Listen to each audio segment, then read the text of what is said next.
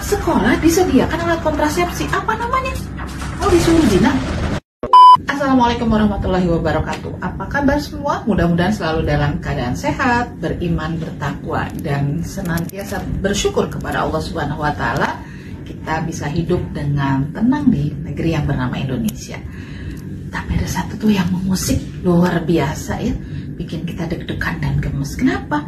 Karena baru saja dikeluarkan peraturan pemerintah nomor 28 tahun 2024 yang berkaitan dengan kesehatan yang katanya turunan dari Undang-Undang Kesehatan.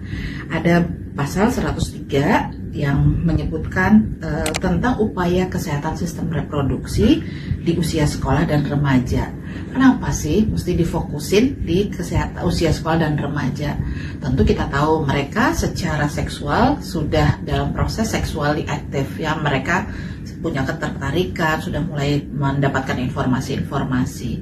Tapi itu sebetulnya bisa diatasi dengan komunikasi yang baik dengan orang tua, dengan bimbingan konseling, dengan sekolah dan orang-orang dewasa yang bisa dipercaya.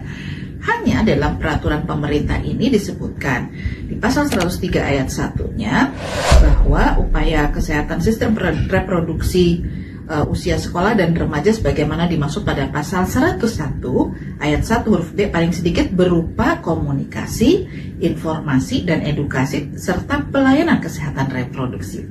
Tentang pelayanan kesehatan reproduksi ini diperjelas di ayat 4-nya huruf E disebutkan bahwa pelayanan kesehatan reproduksi sebagaimana dimaksud pada ayat 1 paling sedikit meliputi deteksi dini penyakit atau screening, pengobatan, rehabilitasi, konseling, dan penyediaan alat kontrasepsi. Itu ada di pasal 4 huruf E tertulis dengan jelas. Lantas kemudian kita jadi berpikir, anak sekolah disediakan alat kontrasepsi, apa namanya? Mau disuruh zina? Kan nggak bisa begitu.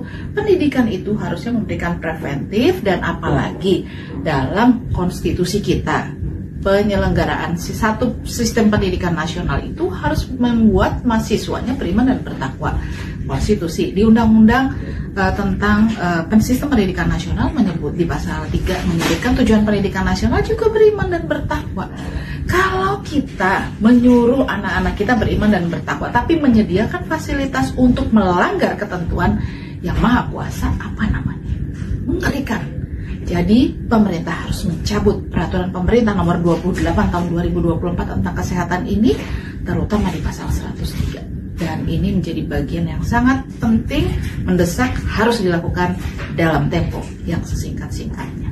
Jadi mari kita lindungi anak-anak kita dari kelalaian pemerintah dalam membuat peraturan, dari kelalaian pemerintah dalam membuat regulasi, sehingga menyebabkan anak-anak kita rusak binasa. Nauzubillah min dzalik. Sekarang juga pemerintah harus mencabut dari peraturan pemerintah nomor 28 tahun 2024 ini.